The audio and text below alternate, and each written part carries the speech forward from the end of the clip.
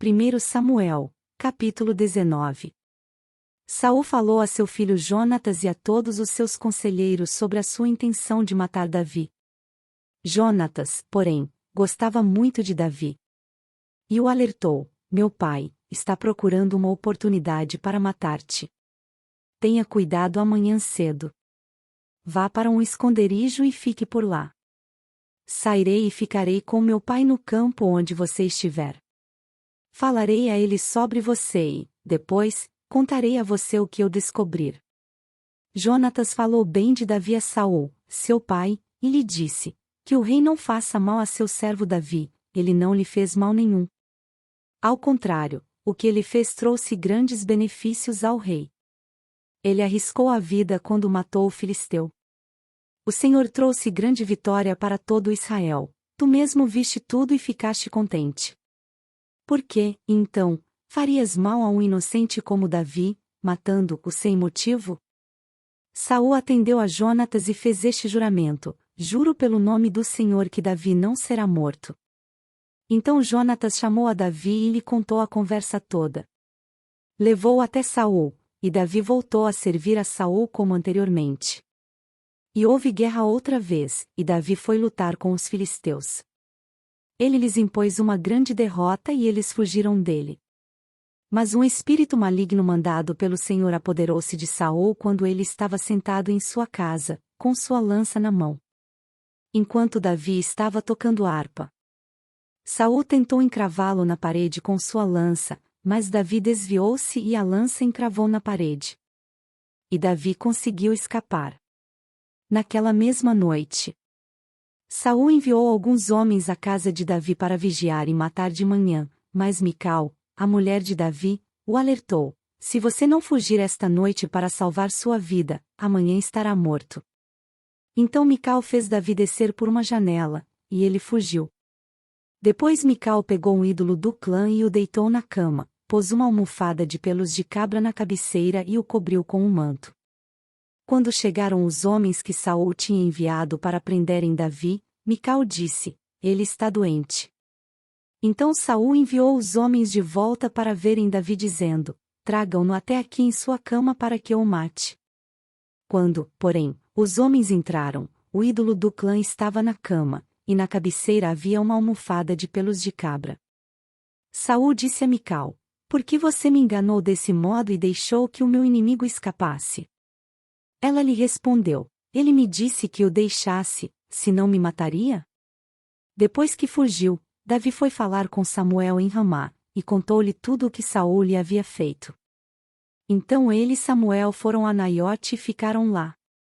E Saul foi informado: Davi está em Naiote, em Ramá. Então Saul enviou alguns homens para capturá-lo. Todavia, quando viram um grupo de profetas profetizando, dirigidos por Samuel, o Espírito de Deus apoderou-se dos mensageiros de Saul e eles também entraram em transe profético. Contaram isto a Saul, e ele enviou mais mensageiros, e estes também entraram em transe profético. Depois mandou um terceiro grupo e eles também entraram em transe profético. Finalmente ele mesmo foi para Ramá.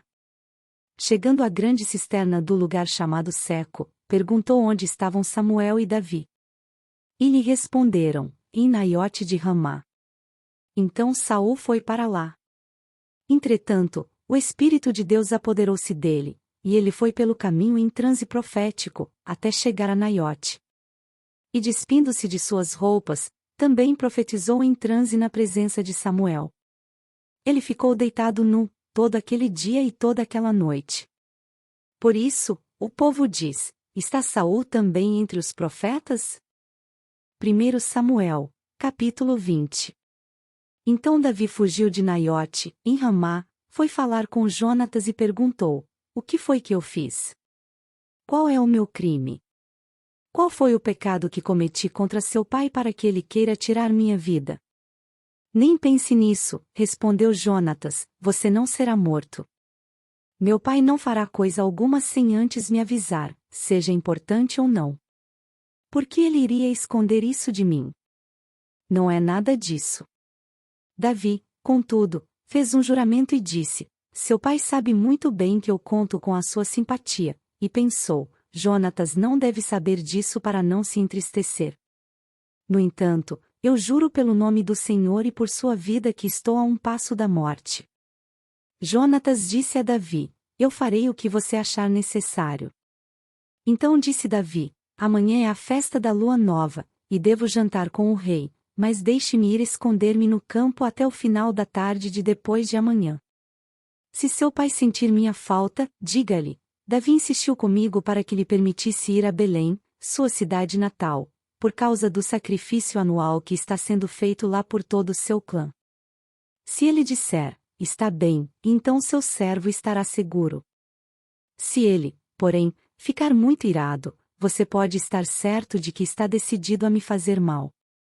Mas seja leal a seu servo, porque fizemos um acordo perante o Senhor. Se sou culpado, então mate-me você mesmo. Por que entregar-me a seu pai? Disse Jonatas: Nem pense nisso. Se eu tiver a menor suspeita de que meu pai está decidido a matar-te, certamente eu o avisarei.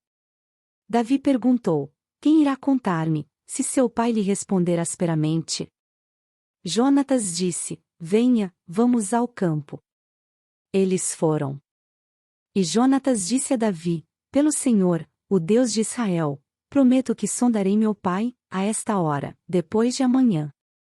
Saberei se as suas intenções são boas ou não para com você, e lhe mandarei avisar.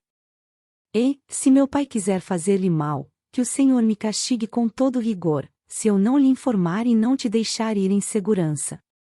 O Senhor esteja com você assim como esteve com meu pai. Se eu continuar vivo, mostre a lealdade do Senhor a mim, mas se eu morrer, jamais deixe de mostrar a sua lealdade para com a minha família, inclusive quando o Senhor eliminar da face da terra todos os inimigos de Davi. Assim Jonatas fez uma aliança com a família de Davi, dizendo: Que o Senhor chame os inimigos de Davi para prestarem contas. E Jonatas fez Davi reafirmar seu juramento, por causa de sua amizade por ele, pois ele havia se tornado seu amigo leal. Então Jonatas disse a Davi: Amanhã é a festa da lua nova. Vão sentir sua falta, pois sua cadeira estará vazia. Depois de amanhã, vá ao lugar onde você se escondeu quando tudo isto começou, e espere junto à pedra de Ezel. Atirarei 3 flechas para o lado dela, como se estivesse atirando num alvo. Então mandarei um menino procurar as flechas. Se eu gritar para ele: As flechas estão mais para cá, traga-as aqui, você poderá vir, pois, juro pelo nome do Senhor que você estará seguro, não haverá perigo algum. Mas, se eu gritar para ele: Olhe, as flechas estão mais para lá, vá embora, pois o Senhor o manda ir. Quanto ao nosso acordo, o Senhor é testemunha entre mim e você para sempre. Então Davi escondeu-se no campo. Quando chegou a festa da lua nova, o rei sentou-se à mesa. Ele se assentou no lugar de costume, junto à parede, em frente de Jonatas, e Abner sentou-se ao lado de Saul, mas o lugar de Davi ficou vazio. Saul não disse nada naquele dia, pois pensou: algo deve ter acontecido a Davi, deixando-o cerimonialmente impuro. Com certeza ele está impuro. No dia seguinte, o segundo dia da festa da lua nova, o lugar de Davi continuou vazio. Então Saul perguntou a seu filho Jonatas: Por que o filho de Jessé não veio para a refeição, nem ontem nem hoje? Jonatas respondeu: Davi me pediu, com insistência, permissão para ir a Belém, dizendo: Deixe-me ir, pois nossa família oferecerá um sacrifício na cidade, e meu irmão ordenou que eu estivesse lá. Se conto com a sua simpatia, deixe-me ir ver meus irmãos. Por isso ele não veio à mesa do rei. A ira de Saul se acendeu contra Jonatas, e ele lhe disse: Filho de uma mulher perversa e rebelde. Será que eu não sei que você tem apoiado o filho de Jessé para sua própria vergonha, e para a vergonha daquela que o deu à luz? Enquanto o filho de Jessé viver, nem você nem seu reino serão estabelecidos. Agora mande-o chamar e traga-o a mim, pois ele deve morrer. Jonatas perguntou a seu pai: Por que ele deve morrer? O que ele fez? Então Saul atirou sua lança contra Jonatas para o matar. E assim Jonatas percebeu que seu pai estava decidido a matar Davi. Jonatas levantou-se da mesa muito irado. Naquele segundo dia da festa da lua nova ele não comeu, pois estava triste porque seu pai havia humilhado a Davi. Pela manhã, Jonatas saiu ao campo para encontrar Davi. Levava consigo um menino. E lhe disse: corra e ache as flechas que eu atirar. O menino correu e Jonatas atirou uma flecha para além dele. Quando o menino chegou ao lugar onde a flecha havia caído, Jonatas gritou: a flecha não está mais para lá. Vamos! Rápido! Não pare! O menino apanhou a flecha e voltou. Sem saber de nada, pois somente Jonatas e Davi sabiam do que tinham combinado. Então Jonatas deu suas armas ao menino e disse: vá, leve-as de volta à cidade. Depois que o menino se foi, Davi saiu do lado sul da pedra e inclinou-se 3 vezes perante Jonatas, com o rosto no chão. Então despediram-se beijando um ao outro e chorando. Davi chorou ainda mais do que Jonatas. E ele disse a Davi: vá em paz, pois temos jurado um ao outro, em nome do Senhor, dizendo: o Senhor para sempre é testemunha entre nós e entre os nossos descendentes. Então Davi partiu, e Jonatas voltou à cidade.